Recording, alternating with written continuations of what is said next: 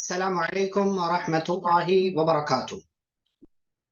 بسم اللہ الرحمن الرحیم، الحمد للہ رب العالمین وبہ نستعین والصلاة والسلام علی رسولہ الامین نبینا محمد وعلی آلہ واصحابہ اجمعین ومن تبعہم بإحسان الی یوم الدین، اما بعد۔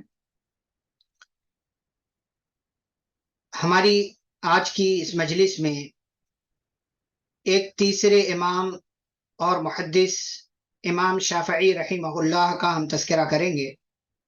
اس سے پہلے دو ائمہ کے تعلق سے باتیں آپ کے سامنے بیان کی جا چکی ہیں، امام ابو حنیفہ رحمہ اللہ اور امام مالک رحمہ اللہ۔ آج کی اس مجلس میں امام شافعی رحمہ اللہ کا تذکرہ کیا جا رہا ہے۔ امام شافعی رحمہ اللہ کون ہیں اور کس طرح کی خدمات انہوں نے انجام دی، ان کی زندگی کے حوالے سے کچھ ضروری باتیں۔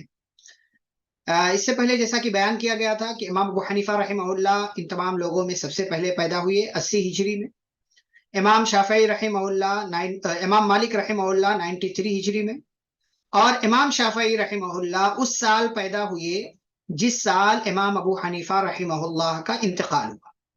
جس سال امام ابو حنیفہ رحمہ اللہ کا انتقال ہوا اس سال امام شافعی رحمہ اللہ پیدا ہوئے 150 ہجری۔ تو امام شافعی رحمہ اللہ کون ہیں دیکھتے ہیں۔ الامام مؤسس اصول فقہ، اگر آپ اصول پڑھتے ہیں، اصول فقہ جس میں فقہ کے اصول اور قوانین مرتب کیے گئے ہیں، تو اس کے بانی ہیں امام شافعی رحمہ اللہ۔ ابو عبداللہ محمد بن ادریس شافعی رحمہ اللہ ان چار ائمہ عظام یعنی بڑے بڑے اماموں میں سے ایک ہیں جنہیں دنیا میں علم فقہ کے اندر امام، پیشوا اور دینی رہنما تسلیم کیا جاتا ہے۔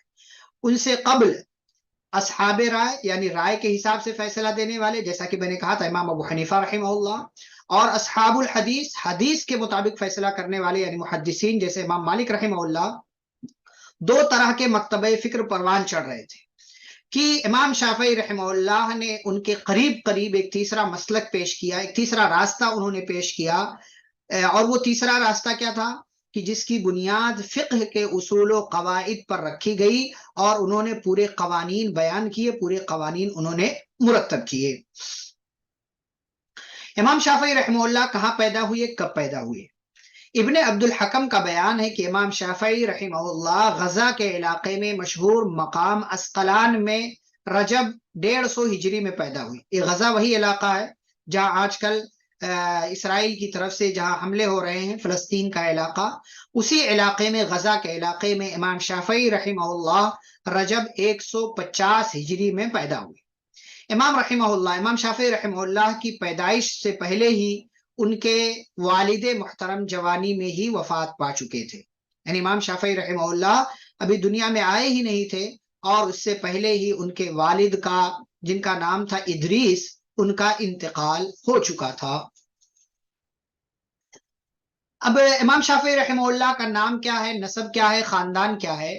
امام شافعی رحمہ اللہ کا نام محمد ہے، اور ان کے والد کا نام ادریس، محمد بن ادریس بن عباس بن عثمان بن شافع بن سائب بن عبید بن عبد یزید بن ہاشم بن مطلب بن عبد مناف بن قصی۔ تو یہ جو مطلب ہے، عبد مناف ہیں، یہاں پر جا کر کے امام شافعی رحمہ اللہ پیارے نبی صلی اللہ علیہ وسلم کے خاندان سے مل جاتے ہیں، اور آپ کا خاندان امام شافعی رحمہ اللہ کا خاندان ایک ہو جاتا ہے، اور دنیا کے اندر انہوں نے ناصر الحدیث کا خطاب پایا۔ ناصر الحدیث یعنی حدیث کی مدد کرنے والے، حدیث کی مدد کرنے والے کا لقب دیا گیا امام شافعی رحمہ اللہ کو۔ ان کی کنیت ابو عبداللہ تھی، اور آپ جو ہے قریش خاندان سے تھے جیسا کہ بتایا گیا، اور آپ کے جو ہے شافع جن کی طرف نسبت کی جاتی شافع، وہ آپ کے پردادا، یہاں جیسے آپ کو شافع نام ملے گا امام شافعی رحمہ اللہ کا، جب آپ خاندان دیکھیں گے تو اس میں ایک نام شافع نظر آئے گا، انہی کی طرف نسبت کرتے ہوئے ان کو شافعی کہا جاتا ہے، جن کی نسبت سے شافعی کہلائے۔ حضرت امام شافعی رحمہ اللہ کا شجرہ نسب رسول اللہ صلی اللہ علیہ وسلم کے پردادا عبد مناف سے جا کر کے مل جاتا ہے۔ روایت کے مطابق آپ کے یعنی امام شافعی رحمہ اللہ کے پردادا جو شافع تھے، اور امام شافعی رحمہ اللہ کے دادا سعید بن عبید جو تھے یہ سب صحابی تھے اور غزوہ بدر کے بعد ایمان لائے اور امام شافعی رحمہ اللہ کی ماں کا نام فاطمہ بنت عبداللہ بن حسن بن علی بن ابی طالب تھا. یعنی گویا کہ امام شافعی رحمہ اللہ کی والدہ جو تھی وہ بھی جو ہے پیارے نبی صلی اللہ علیہ وسلم کے خاندان سے جا کر کے مل جاتی ہیں اور حضرت حسن رضی اللہ تعالیٰ عنہ جو علی بن ابی طالب رضی اللہ عنہ کے بیٹے ہیں ان سے جا کر کے وہ شجرہ مل جاتے ہیں. گویا کہ ان کی والدہ جو ہے ان کی والدہ کے پردادا تھے حضرت حسن رضی اللہ تعالیٰ عنہ جو حضرت علی اور فاطمہ رضی اللہ تعالیٰ عنہما کے بڑے بیٹے تھے اور حضرت حسین رضی اللہ تعالیٰ عنہ کے بڑے بھائی تھے. تو انہی کے خاندان سے ہیں امام شافعی رحمہ اللہ کی ماں فاطمہ جن کا تعلق یمن کے مشہور قبیلے ازد سے تھا. بعد میں جا کر کے لوگ یمن رہنے لگے تھے اور پھر وہیں پر جو ہے ان کی پیدائش ہوئی تھی امام شافعی رحمہ اللہ کی ماں کی. امام شافعی رحمہ اللہ پیدا ہوئے, ابتدائی دور آپ کا کیسے گزرا؟ یہ بیچ میں السلام علیکم کرنے کا کیا مطلب ہے؟ غلط بات ہے. ابتدائی دور 2 سال کی عمر میں آپ اپنا چیک کر لیجئے, باقی لوگوں کو آواز جا رہی ہے, ٹھیک ہے جی. 2 سال کی عمر میں حضرت امام شافعی رحمہ اللہ کی ماں غزہ سے لے کر کے ان کو یمن میں آ گئی. غزہ میں پیدا ہوئے تھے امام شافعی رحمہ اللہ جو فلسطین کا علاقہ ہے جیسا کہ میں نے کہا, لیکن 2 سال کی جب عمر ہوئی ان کی تو ان کی ماں ان کو وہاں سے غزہ سے لے کر کے یمن کے علاقے میں آ گئی جہاں ان کا یعنی ان کی ماں کا قبیلہ ازدیہ تھا. اس لیے کہ باپ کا تو انتقال ہو چکا تھا, امام شافعی رحمہ اللہ کے باپ کا یعنی ان کی ماں کے شوہر کا انتقال ہو چکا تھا, اس لیے یہ اپنے بچے کو لے کر کے یمن آ گئی جہاں امام شافعی یعنی امام محمد جن کا نام محمد تھا انہوں نے اپنا بچپن گزارا. 7 سال کی عمر میں قرآن مجید حفظ کر لیا اور 10 سال کی عمر میں امام مالک رحمہ اللہ نے جو موطا لکھی تھی وہ اس کو زبانی یاد کری. اس کو زبانی پوری موطا جس کے اندر 1720 حدیثیں ہیں 1720 حدیثیں ہیں. کس سال لکھا تھا امام مالک رحمہ اللہ نے؟ کل ہم نے ذکر کیا تھا, کوئی بتائیں کس سال کے درمیان لکھا تھا انہوں نے موطا کو؟ جی ماشاءاللہ بارک اللہ فیکم. 130 سے لے کر کے 140 ہجری کے درمیان 130 سے لے کر کے 140 ہجری کے درمیان میں لکھا تھا. ٹھیک ہے بارک اللہ فیکم, بس کریں میسج. اچھا 10 سال کے ہوئے تھے تو امام شافعی رحمہ اللہ نے موطا پوری زبانی یاد کر لی. پھر آپ کی ماں آپ کو مکہ مکرمہ لے آئی یعنی یمن سے مکہ لے آئی اور مکہ میں امام شافعی رحمہ اللہ کے چچا تھے محمد بن علی بن شافع. اپنے چچا کے پاس رہ کر کے امام شافعی رحمہ اللہ نے علم الانساب یعنی نسب کو خاندان کو پہچاننے کا علم, تاریخ, ادب اور دیگر جو ہے علوم سیکھنا شروع کیا. ایک جو ہے سلف میں سے ایک ہیں علی بن محمد بن عیسیٰ کہتے ہیں کہ ربیع بن سلیمان نے فرمایا جس دن امام ابو حنیفہ رحمہ اللہ کا انتقال ہوا اسی دن امام شافعی رحمہ اللہ پیدا ہوئے. جس دن امام ابو حنیفہ رحمہ اللہ کا انتقال ہوا اسی روز امام شافعی رحمہ اللہ پیدا ہوئے. بہرحال اگر ہم متعین نہ بھی مانیں تو سال وہی تھا جس سال امام ابو حنیفہ رحمہ اللہ پیدا ہوئے اور اس میں کوئی شک نہیں ہے جس سال امام ابو حنیفہ کا انتقال ہوا اسی سال امام شافعی رحمہ اللہ پیدا ہوئے. امام شافعی رحمہ اللہ پیدا ہوئے جہاں پر آپ کا بچپن گزرا, سیاسی اور معاشرتی حالات کیا تھے؟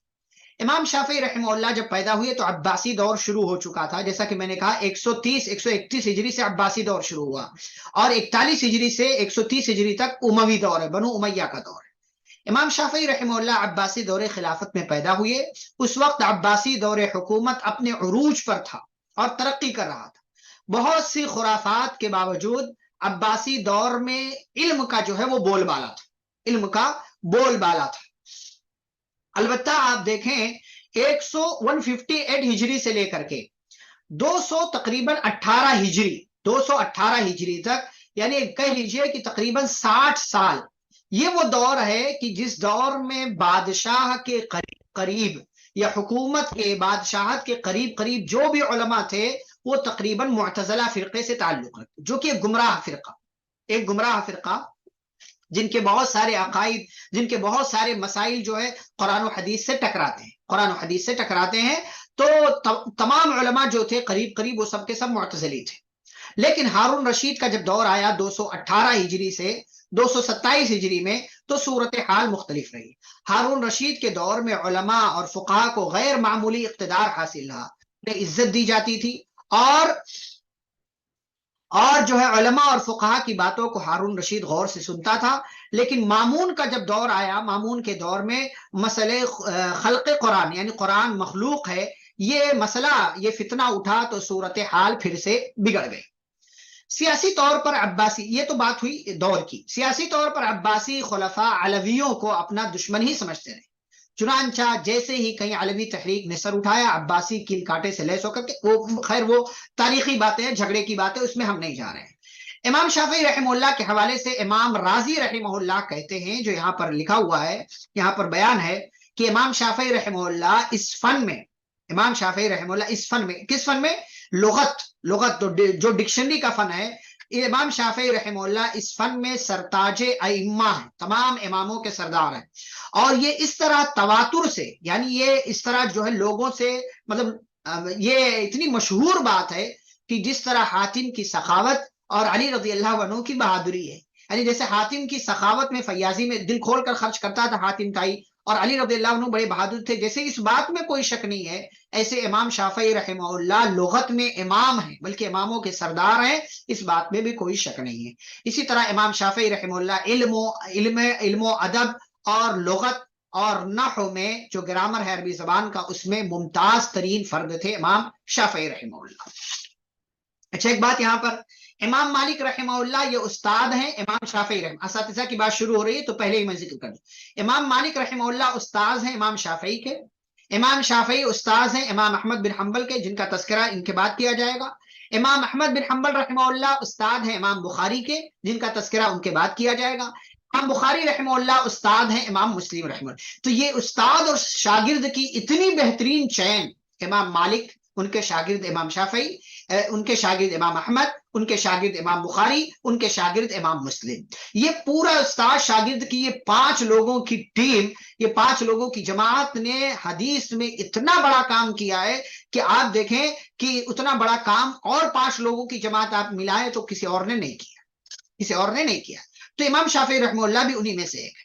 امام شافعی رحمہ اللہ، جیسا کہ میں نے کہا، ان کی ماں ان کو مکہ میں ان کے چچا کے پاس چھوڑ کر کے گئی تھی. تو مکہ میں رہتے ہوئے مکہ کے مفتی تھے مسلم بن خالد زنجی، داؤد بن عبد الرحمن، اور ان کے چچا محمد بن علی بن شافع، سفیان بن عوینہ، عبد الرحمن بن ابو بکر، سعید بن سالم، فضیل بن عیاض اور دیگر کئی علماء سے انہوں نے مکہ کے اندر علم حاصل کیا. مفتی مکہ مکرمہ، جیسا کہ میں نے کہا اوپر نام آیا، مسلم بن خالد نے ذہین و فتین اور جو ہے ذکی، یعنی تیز دماغ اور قوت حفظ سے مالا مال محمد بن ادریس شافعی کو 3 سال تک علم حدیث اور علم فقہ پڑھایا ان کو.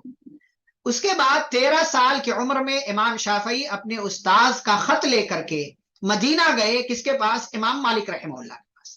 یعنی 13 سال کی عمر تک مکہ میں رہے اور مکہ کے کئی علماء سے، اپنے چچا کے ساتھ ساتھ کئی علماء سے جو ہے انہوں نے علم سیکھا، اور 3 سال تک حدیث کا اور فقہ کا علم حاصل کیا مکہ کے مفتی مسلم بن خالد زنجی سے. 13 سال کی عمر ہوئی تو ان کے استاد مسلم بن خالد نے، جو مفتی تھے، انہوں نے ایک لیٹر لکھا اور یہ لیٹر امام شافعی کو دیا اور کہا مدینہ جائیے. کس کے پاس؟ اس وقت کے بہت بڑے عالم دین امام مالک رحمہ اللہ کے پاس. چنانچہ وہ خط لے کر کے امام شافعی رحمہ اللہ، امام مالک رحمہ اللہ کی خدمت میں حاضر ہوئے، جنہوں نے امام شافعی رحمہ اللہ کی گفتگو اور علم کا شوق اس سے متاثر ہوئے اور ان کو اپنے شاگردوں میں شامل کر لیا. اور جب پڑھنے کی باری آئی کہ حدیث کون پڑھے گا، جب قرأت کا وقت آیا تو امام شافعی رحمہ اللہ نے زبانی قرأت شروع کر دی. کس کی؟ میں نے کہا اس سے پہلے 10 سال کی عمر ہوئی تھی تو معطا، جو امام مالک رحمہ اللہ کی کتاب تھی، زبانی یاد کر لیا تھا. تو جب امام شافعی رحمہ اللہ ان کے پاس پہنچے وہ خط لے کر کے، اور امام شافعی رحمہ اللہ کو انہوں نے اپنے شاگردوں میں شامل کر لیا پڑھنے کے لیے. جب ان سے کہا کہ چلو بھائی آپ حدیث پڑھو، پڑھ کر تاکہ میں سناؤں، بتاؤں، وضاحت کروں، تو امام شافعی رحمہ اللہ نے بغیر وہ نسخہ کھولے ہوئے زبانی پڑھنا شروع کر دیا. امام مالک رحمہ اللہ کو اس پر تعجب ہوا اور ان کی قرأت کو انہوں نے پسند کیا. جب یہ قرأت ختم کرنے لگے تو فرمایا اور پڑھو. اور پڑھو امام شافعی رحمہ نے 3 سال امام مالک رحمہ کی خدمت میں گزارے. امام شافعی رحمہ اپنے استاذ امام مالک کے بارے میں کہتے ہیں، جیسا کہ کبھی بھی یہ بات آئی تھی، کہتے تھے امام مالک رحمہ کے بارے میں، جب علماء کا ذکر آتا ہے تو میں امام مالک رحمہ کو ستارے کی طرح پاتا ہوں. میں امام مالک رحمہ سے بڑھ کر کسی کا احسان مند نہیں ہوں، یعنی ان کا میرے اوپر بہت زیادہ احسان ہے. یہ ایک شاگرد کا اعتراف ہے، اور یہ اعتراف ہر شاگرد کو اپنے استاذ، اپنے اساتذہ کے تعلق سے ہونا چاہیے. ہم زندگی میں جو کچھ ہے انہی اساتذہ کی بدولت ہوا کرتے ہیں. اس دوران امام شافعی رحمہ اللہ نے صحابہ کرام، تابعین اور امام مالک رحمہ اللہ کی فقہ کو اچھی طرح سمجھا اور یاد کیا. مدینہ کے دیگر بڑے بڑے علماء میں ابراہیم بن ابو یحییٰ اور کئی ایک علماء کے پاس جن کا نام ہے، ان کے پاس گئے، ان سے دیگر کتابیں پڑھی. امام مالک رحمہ اللہ اور دیگر مدینہ کے فقہا نے امام شافعی کی قابلیت کو جاننے کے بعد متفقہ طور پر تمام لوگوں نے انہیں فتویٰ دینے کی اجازت دی.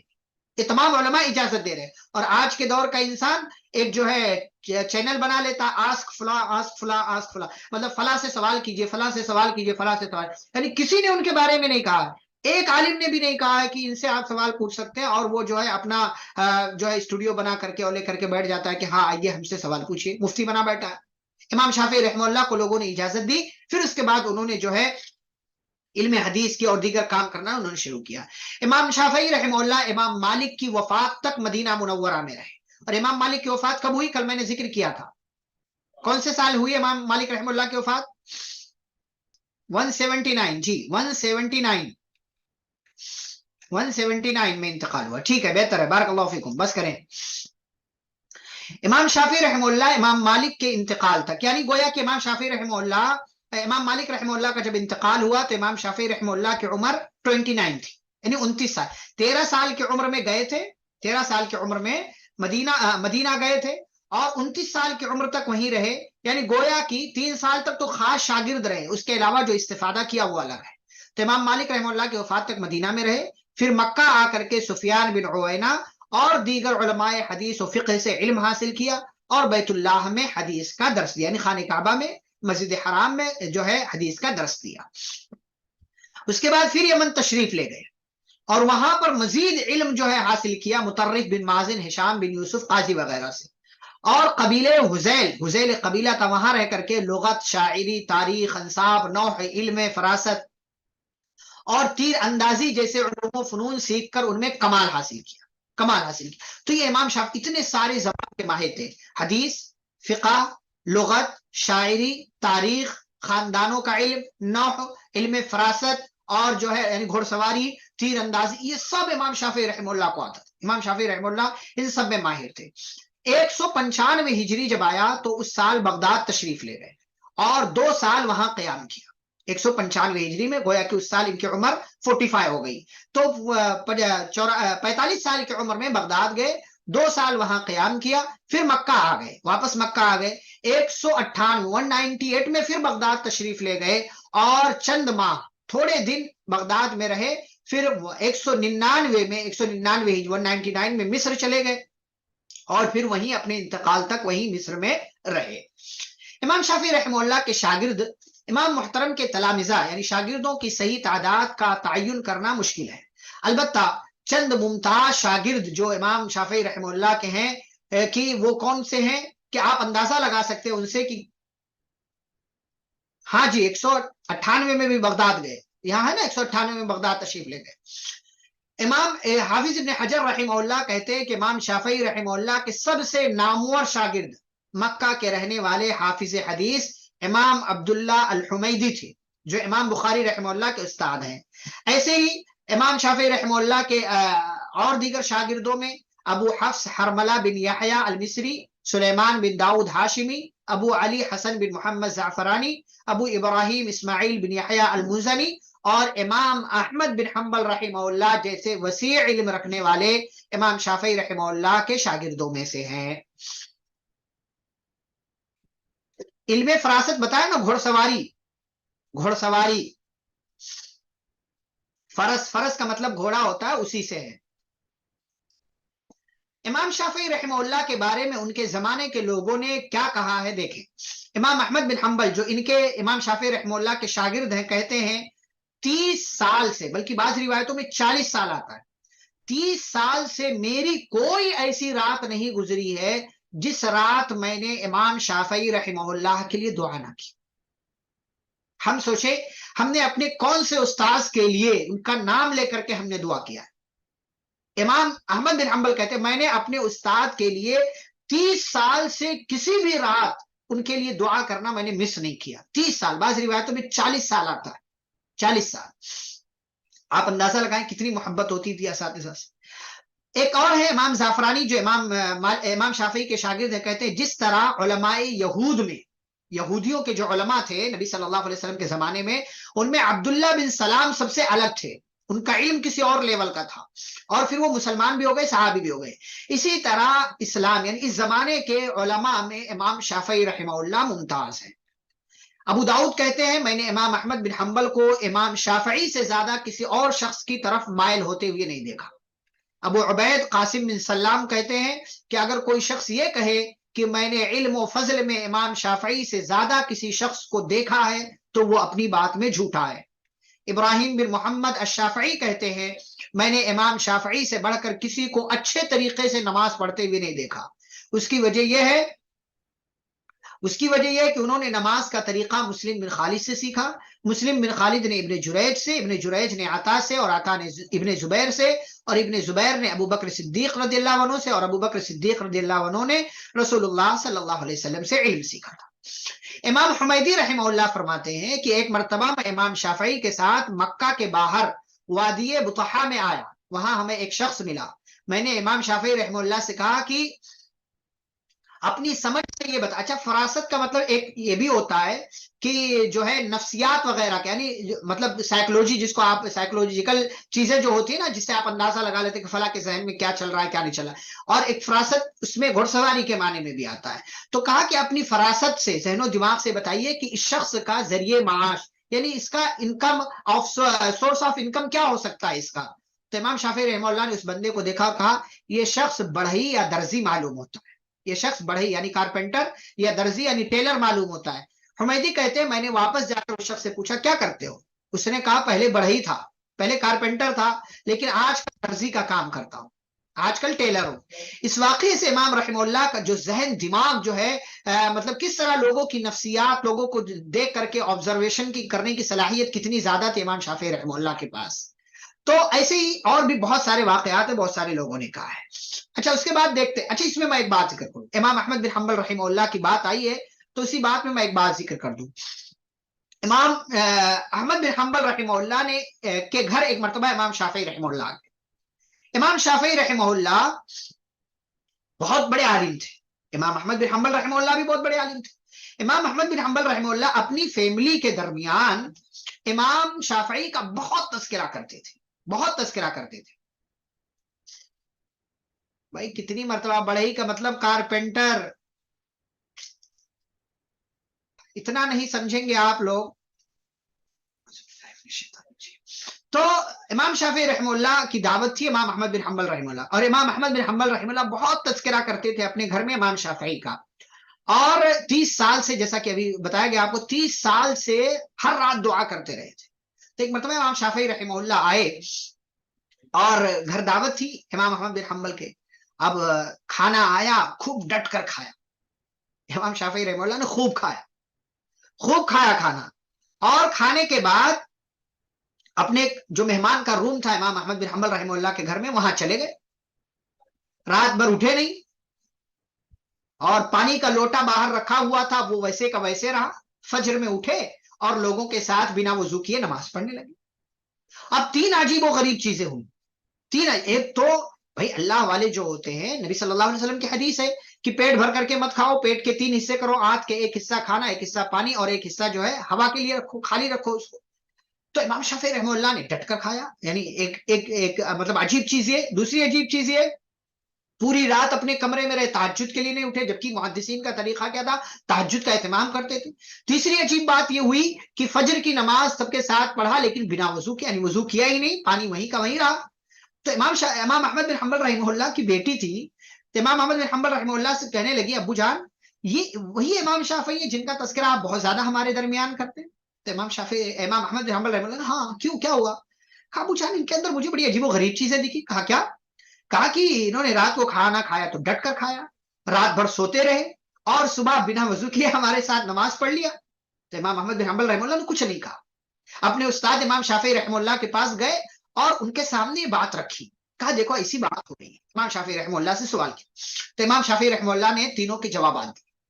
کہ پہلے کیا کہا, کھانا میں نے اتنا ڈٹ کر جم کر کیوں کھایا؟ کیونکہ مجھے پتا تھا کہ یہ حلال کھانا ہے, یہ حلال کھانا ہے اور حلال کھانے میں برکت ہوتی ہے, حلال کھانے سے پلے ہوئے جسم میں بھی برکت ہوتی ہے, اسی لیے میں نے آج موقع پایا ڈٹ کر کھایا. پتا نہیں اس کے بعد حلال کھانا کب ملے گا کب نہیں ملے گا, میں نے کھانا کھا لیا اس لیے میں نے جم کر کے کھایا. دوسری بات, رات بھر جو میں تہجد کے لیے نہیں اٹھا تو اس کی وجہ یہ کہ جب میں بستر پر گیا رات میں جو ہے مطلب میرے ذہن میں کچھ احادیث آئی, ان احادیث کے ذریعے میں نے بہت سارے مسائل جو ہے امت کے فائدے کے لیے نکال کر رکھے, اسی لیے مجھے تہجد ادا کرنے کا موقع نہیں مل سکا. یہ دوسری وجہ بتائی.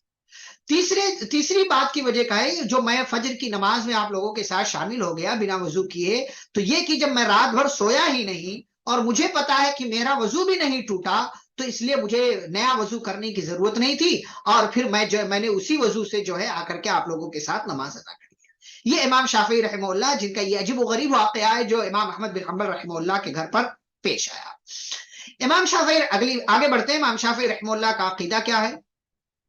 توحید کے بارے میں اپنی امام شافعی رحمہ اللہ نے اپنی کتاب الرسالہ کے اندر لکھا ہے کہ تعریف ہے اللہ کی جو ویسے ہی ہے جیسے کہ اس نے اپنے آپ کو بیان کیا ہے, اور اس سے بڑھ کر ہے جس سے کہ اس کے خلق نے یعنی اس کی مخلوق نے اس کو متصف کیا ہے. امام صحابی رحمہ اللہ نے سیر اعلام النبلاء میں امام شافعی رحمہ اللہ سے بات ذکر کی ہے کہ یہ صفات جنہیں قرآن لے کر کے آیا ہے, یہ جن کے ساتھ یا جو سنت میں وارد ہیں ہم انہیں ثابت مانتے ہیں اور اس سے تشبیہ کی نفی کرتے ہیں, یعنی اللہ کی جو صفات ہے اس صفات کو ہم ثابت مانتے ہیں اور یہ بھی کہ اللہ کے جیسا کوئی بھی نہیں, ہم اس کا انکار بھی کرتے ہیں جیسا کہ اللہ نے خود اپنے آپ سے نفی کیے, فرمایا لیس کمثلہ شیء, اس کے جیسی کوئی بھی چیز نہیں ہے. تو امام شافعی رحمہ اللہ کا وہی عقیدہ ہے جو سلف صالحین کا عقیدہ ہے, اور اس حوالے سے چاہے ایمانیات کا مسئلہ ہو, عقائد کا مسئلہ ہو, تقدیر کا مسئلہ ہو یا اسی طریقے سے جو ہے اور دیگر مسائل ہو, ان تمام مسائل میں امام شافعی رحمہ اللہ کا وہی مسلک تھا, امام شافعی رحمہ اللہ کی وہی رائے تھی, وہی عقیدہ تھا جو سلف صالحین کا ہوا کرتا تھا. امام شافعی رحمہ اللہ کا فقہی مسلک کیا ہے؟ حنفی اور مالکی مسلک کی بنیاد پڑ چکی تھی اور پھر امام شافعی رحمہ اللہ پیدا ہوئے. اس زمانے میں لوگ فقہ میں ہر طرح کی باتیں کر دیا کرتے تھے اور دوسری چیزیں لا کر کے اس میں شامل کرتے تھے. اچھا, امام شافعی رحمہ اللہ جب پیدا ہوئے بڑے ہوئے تو امام شافعی رحمہ اللہ نے قرآن کریم حفظ کرنے کے بعد سب سے پہلے معطا حفظ کی تھی امام مالک کی. مدینہ میں رہ کر کے امام مالک کی شاگردی اختیار کی اور علوم و فنون کے اونچ نیچ سب سیکھے. امام ابو حنیفہ کے بارے میں جانا. بغداد میں رہتے ہوئے ایک کتاب الحجہ تصنیف کی جس میں امام شافعی رحمہ اللہ نے اپنے سے قدیم نقطۂ نظر کا پوائنٹ آف ویو جس کو آپ کہتے ہیں اس کا خوب دفاع کیا, اور رائے کے ذریعے جو فیصلہ کرتے تھے جیسا کہ اس سے پہلے امام ابو حنیفہ رحمہ اللہ کا نام آیا تھا, ایسے لوگوں پر سخت جرح کی, ان کی نکیر کی اور ان کی باتوں کا انکار کیا. اور پھر عراق میں جب یہ سارا کام بغداد میں انہوں نے کام کیا تو عراق کا جو علاقہ شہر ہے تو وہاں کے لوگوں نے ان کو ناصر الحدیث کا خطاب دیا کہ انہوں نے حدیث کی بڑی خدمت کی ہے, انہوں نے حدیث کی بڑی مدد کی. کیوں؟ اس لیے کہ حدیث کے مقابلے میں جو رائے کے ذریعے جو لوگ فیصلہ کرتے تھے ان کا مقابلہ کیا اور ان کی باتوں کا امام شافعی رحمہ اللہ نے جواب بھی دیا. امام شافعی رحمہ اللہ کے نزدیک فقہ اسلامی کی عمارت یعنی اسلامی فقہ کی جو بلڈنگ ہے, جو عمارت ہے, وہ حدیث کے علوم پر قائم ہے. یعنی فقہ کو بنا حدیث کے نہیں سمجھا جا سکتا اور حدیث سے ہی فقہ کی تمام تر اصولوں کو لیا گیا ہے. اسی لیے امام شافعی رحمہ اللہ نے فرمایا کہ اگر مجھے کتاب و سنت یا اجماع یا اس کے ہم معنی کسی دوسری چیز میں جو حکم لگانے والی ہو یا اس کے ساتھ قیاس ہو کوئی چیز نہیں ملتی تو میرا اس سلسلے میں مسلک یہی ہے کہ صحابہ میں سے کسی کے قول کو اختیار کر لیا جائے، یعنی بجائے اس کے کہ ہم بعد کے اماموں کو دیکھیں کہ اس مسئلے میں فلاں امام کی فلاں امام کی فلاں امام کی کیا رائے ہے، ہمیں اگر وہ مسئلہ قرآن میں، حدیث میں، اجماع میں، قیاس میں نہیں ملتا ہے تو ہمیں صحابی کا عمل دیکھنا چاہیے یا صحابی کا قول دیکھنا چاہیے اور پھر وہی قول لے لینا چاہیے۔ یہ امام شافعی رحمہ اللہ کی بات ہے۔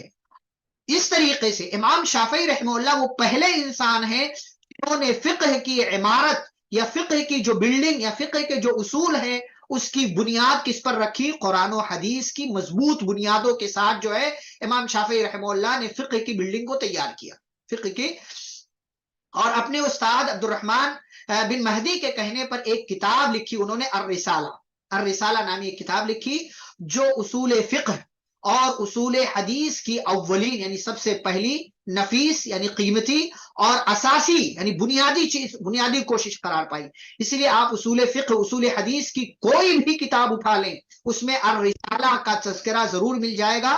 وہ الرسالہ نہیں جو آپ سمجھتے ہیں دا میسج یا کوئی ویڈیو یا کوئی وہ نہیں، الرسالہ باقاعدہ ایک کتاب ہے امام شافعی رحمہ اللہ کی جس کے اندر اصول فقہ اور اصول حدیث کا تذکرہ ہے، اور یہ پہلی کتاب تھی، اور بعد میں آنے والے لوگوں نے جو بھی اصول فقہ اور اصول حدیث کی کتابیں لکھی وہ ساری کی ساری کتابیں اسی امام شافعی رحمہ اللہ کی کتاب الرسالہ کو سامنے رکھ کر کے لکھی گئی۔ امام شافعی رحمہ اللہ نے اپنے سے پہلے حنفی اور مالکی مسلک سے جن باتوں میں اختلاف کیا وہ کیا کیا ہے؟ پہلی بات، احادیث مرسل اور منقطع پر بھروسہ نہ کرنا، یعنی مرسل اور منقطع یہ وہ دو حدیثیں ہوتی ہیں جو ضعیف ہوتی ہیں، وہ ہمارا چیپٹر نہیں اس لیے ہم اس طرف نہیں جا رہے ہیں۔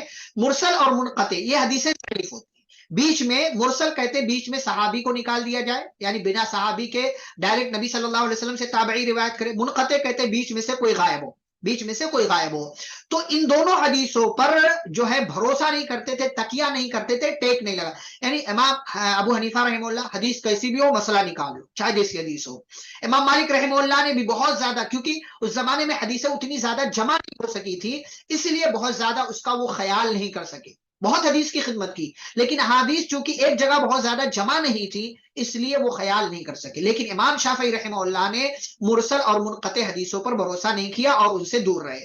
دوسری بات، مختلف احادیث کو جمع کرنے کے اصول قائم کرنا، امام شافعی رحمہ اللہ نے باقاعدہ اصول قائم کیے کہ حدیث کو جمع کرنے کا طریقہ کیا ہے، کیسے کیا جائے گا۔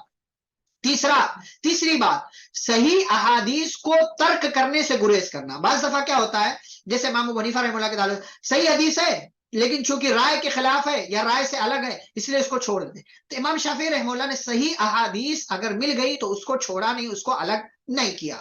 نمبر 4، حدیث کے مخالف صحابہ کے اقوال سے استدلال نہ کرنا، یعنی ایک طرف حدیث ہے دوسری طرف کسی صحابی کا کوئی قول ہے اور دونوں میں آپس میں ٹکراؤ ہے تو کس کو لینا ہے؟ حدیث کو لینا ہے، صحابی کے قول کو یا ان کے عمل کو چھوڑ دینا ہے۔ امام شافعی رحمہ اللہ کا یہی طریقہ تھا، اچھا نمبر 5، رائے اور قیاس میں تمیز کرنا۔ رائے الگ چیز ہے، یعنی آپ اپنے دماغ سے کوئی فیصلہ سنا دے، میرا دماغ ایسا کر رہا ہے، میرے خیال سے ایسا ہونا چاہیے، یہ قابل قبول نہیں ہے۔ قیاس کیا ہے؟ پہلے کوئی چیز ہو چکی تھی، قیاس جیسے شراب ہے، شراب اس زمانے میں تھی حرام کر دی گئی، پہلے سگریٹ نہیں تھا، بیڑی نہیں تھی، آج کے زمانے میں سگریٹ اور بیڑی ہے، تو سگریٹ اور بیڑی حرام ہے، کیوں؟ اس لیے کہ اس کے اندر وہی چیز پائی جاتی ہے جو چیز شراب میں پائی جاتی ہے، یعنی دونوں میں نشہ ہے، تو سگریٹ اور بیڑی کو قیاس کیا کس پر؟ خمر پر، شراب پر، اسی لیے اس کو جو ہے حرام کر دیا گیا۔ تو رائے الگ ہے، قیاس الگ ہے۔ امام ابو حنیفہ رحمہ اللہ نے رائے کو مقدم رکھا اور قیاس کا بہت زیادہ خیال نہیں کیا، لیکن امام شافعی رحمہ اللہ نے دونوں کے درمیان فرق رکھا اور رائے کے ذریعے فیصلہ کرتے تھے ان کے خلاف رہے اور قیاس جہاں مل جاتا تھا وہاں اس کو لے لیا کرتے تھے۔ تو یہ مختلف باتیں جن کا خیال رکھا حنفی اور مالکی مسلک کے برخلاف امام شافعی رحمہ اللہ نے۔ امام شافعی رحمہ اللہ کے کچھ اقوال ہیں سنت کی اتباع کرنے کے حوالے سے، سنت کی اتباع۔ امام شافعی رحمہ اللہ کہتے ہیں میرے قول، میری بات کے خلاف جس مسئلے میں بھی محدثین کے نزدیک نبی صلی اللہ علیہ وسلم سے حدیث ثابت ہو تو میں اس سے اپنی زندگی میں بھی رجوع کرتا ہوں، یعنی اپنی بات سے میں پلٹ رہا ہوں اور اپنی زندگی کے بعد بھی اپنی زندگی، یعنی میں نے کوئی بات کہہ دی ہے، لیکن بعد میں آنے والے محدثین کو لگا کہ شافعی کی بات حدیث کے خلاف ہے، تو حدیث کو لے لو، میری بات کو چھوڑ دو۔ میں زندگی میں بھی اس سے رجوع کا اعلان کرتا ہوں، اپنی بات کو واپس لے رہا ہوں، اور اپنے مرنے کے بعد بھی میں اپنی بات کو واپس لینے کے لیے تیار ہوں۔ یعنی یہ ان کا اسٹیٹمنٹ ہے کہ حدیث کو ہی اوپر رکھا جائے گا، کسی کی بھی بات، چاہے میری ہی بات کیوں نہ ہو، میری بات کو اوپر نہیں رکھا جائے گا۔ ایسے امام شافعی رحمہ اللہ نے کہا جب تم میری کسی کتاب میں کوئی بات نبی صلی اللہ علیہ وسلم کی سنت کے خلاف پاؤ تو رسول صلی اللہ علیہ وسلم کی سنت کو لے لو اور میری بات کو چھوڑ دو۔ ایک روایت میں یہ بھی ہے کہ انہوں نے کہا نبی صلی اللہ علیہ وسلم کی سنت کی اتباع کرو اور کسی کے قول کی طرف مت دیکھو۔ اس حوالے سے کئی ایک اقوال ہیں جو اس بات کی گواہی دے رہے ہیں کہ امام شافعی رحمہ اللہ قرآن و سنت پر تھے، سلف کے منہج پر تھے، صحابہ کے منہج پر تھے، اور یہی ان کا طریقہ تھا۔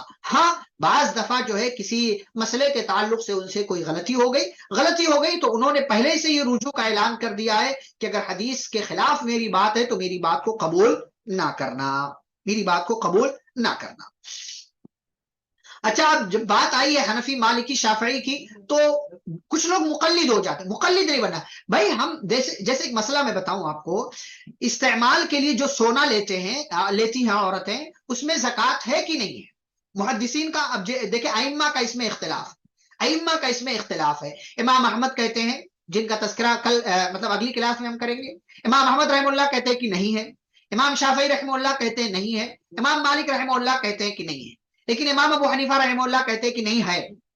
جو سونا استعمال کے لیے لیا جائے تو استعمال والے سونے میں بھی زکوٰۃ ہے، اور جو ہے یہی درست بات بھی ہے کہ استعمال والے زیورات میں بھی زکوٰۃ۔ تو اس میں ہم نے امام ابو حنیفہ کی بات کو لے لیا، اور کوئی اور مسئلہ اس میں امام ابو حنیفہ کی بات درست نہیں ہے، امام شافعی کی بات درست ہے، وہ ہم نے لے لیا۔ کسی اور مسئلے میں امام احمد کی بات درست ہے، وہ ہم نے لے لیا۔ کسی مسئلے میں امام مالک کی بات درست ہے، وہ لے لیا۔ کوئی ایسا مسئلہ ہے جس میں ان چاروں اماموں کی بات درست نہیں ہے، کسی اور کی بات درست ہے، ہم نے ان کی بات کو لے لیا۔ ایسا کرنا جائز ہے اور یہی کرنا چاہیے، یہی سلف کا منہج ہے، یہی صحابہ کا منہج ہے۔ لیکن کسی ایک کو پکڑ کے بیٹھ جانا، کسی ایک کو پکڑ کے نہیں ہم انہیں کی مانیں گے، بات غلط ہو صحیح ہو، حدیث کے خلاف ہو سنت کے خلاف ہو، نہیں ہم انہیں کو لے، جسے تقلید کہتے ہیں، اور یہ غلط، یہ تقلید ہے اور یہ غلط ہے۔ امام شافعی رحمہ اللہ تقلید کی تعریف کہتے ہیں، تقلید کا معنی یہ ہے کہ کسی ایسے شخص کی بات قبول کر لینا جس کے بارے میں یہ معلوم ہی نہ ہو کہ اس نے کیا کہا، کہاں سے کہا، اور یہ چیز علم بھی نہیں ہے، یہ چیز علم بھی نہیں ہے۔ ٹھیک ہے، امام شافعی رحمہ اللہ فرماتے ہیں ہم کسی حدیث کو اس لیے چھوڑ دینا کہ قیاس کے خلاف ہے حرام جانتے ہیں۔ کہتے ہیں قیاس کے خلاف بھی اگر کسی حدیث کو، یعنی قیاس کچھ اور کہتا ہے حدیث کچھ اور کہتی ہے، تو لوگ اگر حدیث کو چھوڑ دے قیاس کو لے لے تو یہ بھی حرام ہے، یہ بھی حدیث کے ہوتے ہوئے قیاس کی کوئی جگہ نہیں بنتی۔ تو جب قیاس کی جگہ نہیں بنتی ہے تو جو لوگ دماغ سے فیصلہ کرتے ہیں ان کی جگہ کیسے بن سکتی ہے، ان کی جگہ کیسے بن سکتی ہے؟ اچھا امام شافعی اب دیکھیں امام شافعی رحمہ اللہ کا رفع الیدین کے تعلق سے فتویٰ ہے، رفع الیدین کرنا چاہیے۔ ان سے پوچھا گیا اس حوالے سے سوال، تو انہوں نے کہا نماز شروع کرتے وقت کندھوں تک دونوں ہاتھ اٹھائے، رکوع میں جائیں تو اٹھائے، رکوع سے سر اٹھائے تو بھی اٹھائے، البتہ سجدے میں جاتے ہوئے نہ کرے، سجدے میں جاتے ہوئے نہ کرے۔ تو پوچھنے والے نے پوچھا بھائی اس کی دلیل کیا ہے؟ تو انہوں نے عبداللہ بن عمر رضی اللہ عنہما کی مشہور حدیث جو بعد میں صحیح بخاری صحیح مسلم میں بھی لکھی گئی، اس میں یہ ہے، وہ کہتے ہیں کہ میں نے امام مالک سے سنا، امام مالک نے نافع سے سنا، نافع نے عبداللہ بن عمر سے سنا، کہتے ہیں کہ عبداللہ بن عمر رضی اللہ عنہما جب نماز کی نبی صلی اللہ علیہ وسلم جب نماز شروع کرتے تو رفع الیدین کرتے، کندھوں تک ہاتھ اٹھاتے، جب رکوع میں جاتے تو رکوع سے سر اٹھاتے، تو اس طرح رفع الیدین کیا کرتے تھے۔ تو یہ دیکھیں یہ رفع الیدین کے سلسلے میں یہ بات ہے۔ اب امام شافعی رحمہ اللہ کی بات نہ لو، امام احمد بن حنبل رحمہ اللہ کی بات نہ لو، اور کسی امام کو پکڑ کر کے بیٹھ جاؤ، تو یہ تو گستاخی ہے، یہ تو حدیث کے خلاف سنت کے خلاف جانا ہوگا، اور یہ کسی بھی صورت میں جائز نہیں۔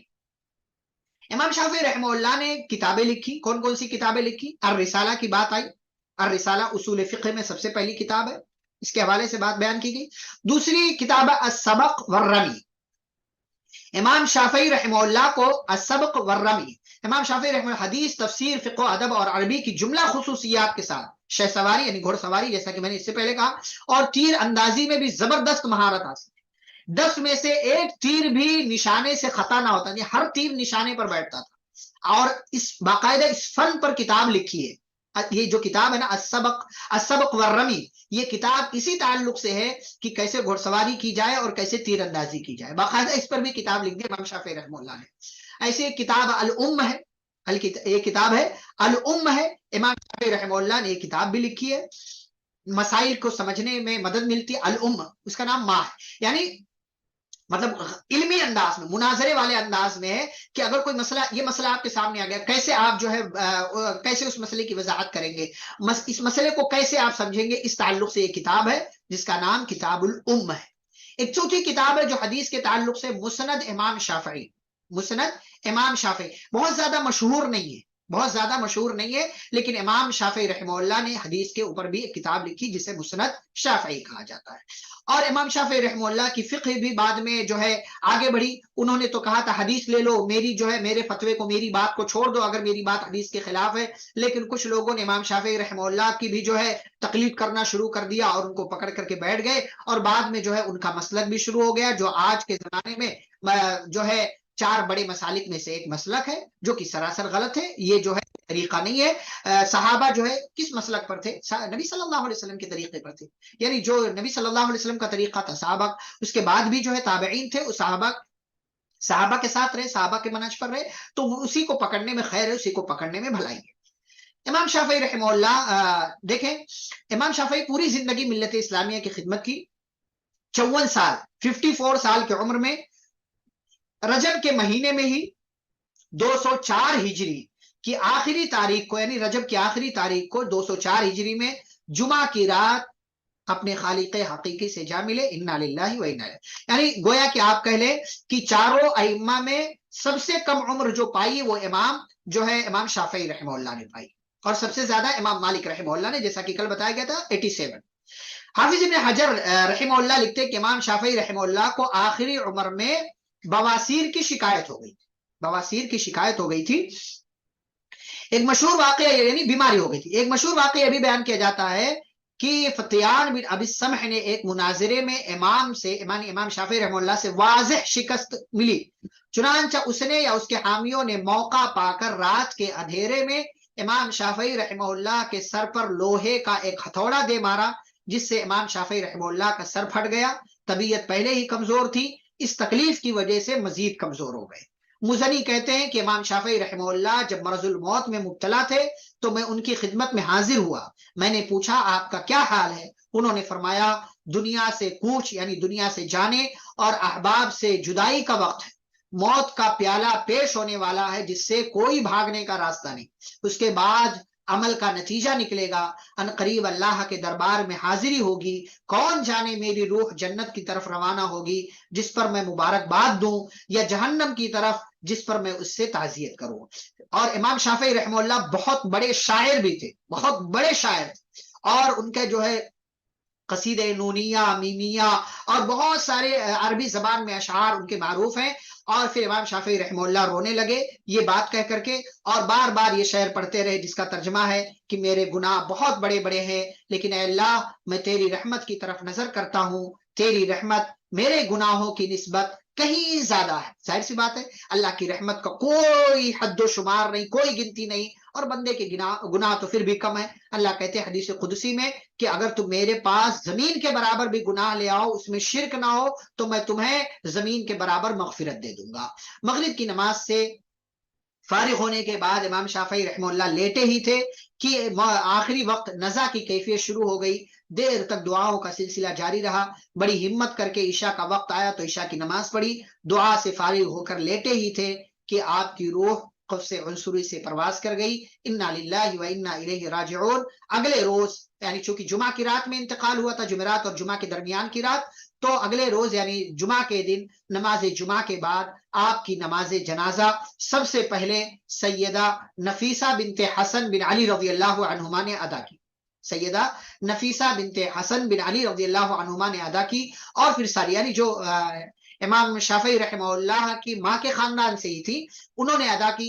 اور گویا کہ آپ کہہ لیجئے کہ نانی لگتی ہوگی امام شافعی رحمہ اللہ کی، انہوں نے ادا کی. اور پھر ساری جو ہے بقیہ سارے لوگوں نے عصر کے بعد آپ کو قاہرہ، یعنی جیسا کہ میں نے کہا آخری عمر تک 199 ہجری میں مصر میں گئے تھے، اور مصر کا جو کیپٹل ہے، راجدھانی ہے قاہرہ، جس کو انگلش میں کائرو کہا جاتا ہے، قاہرہ کے جبل مقتم کے قبرستان قرافست الصغرا میں امام شافعی رحمہ اللہ کو دفن کر دیا گیا۔ تو یہ تھے امام شافعی رحمہ اللہ، جن کے حالات مختصر طور سے آپ کے سامنے رکھے گئے۔ فقہ کا معنی سمجھ، یعنی حدیث کو سمجھنے کا طریقہ، کیسے حدیث کو سمجھا جاتا ہے، اس کے اصول بنائے گئے، اور ان اصول کو سامنے رکھ تو اس کو اصول فقہ کہا جاتا ہے، اور پھر ان اصول کو سامنے رکھ کر کے جو مسئلہ نکالا گیا اس کو فقہ کہا جاتا ہے۔ کس نے مارا انہیں اور کیوں، یہ بتا دیا گیا۔ مناظرے میں ہار گئے تھے کچھ لوگ، آپ سے بحث کرنے آئے تھے، ڈیبیٹ کرنے، وہ لوگ ہار گئے تو ان لوگوں نے غصے میں آ کر کے امام شافعی رحمہ اللہ پر حملہ کر دیا۔ شرح کا معنی ایکسپلینیشن، کتاب کا نام ہے ائمہ اربعہ سیرت عقائد۔ جی انشاءاللہ اس ہفتے رومن میں نوٹس مل جائیں۔ امام ابو حنیفہ کے بارے میں کہا جاتا ہے کہ فتنے کے دور میں تھے اس لیے ان سے خطائیں، اور کون فتنے کے دور میں نہیں تھا؟ ابھی اگلی بار جب امام احمد بن حنبل کا تذکرہ ہوگا نا، تب اندازہ لگائیے گا کہ فتنے کا دور کس کے زمانے میں زیادہ تھا، کون سا فتنے کا دور تھا۔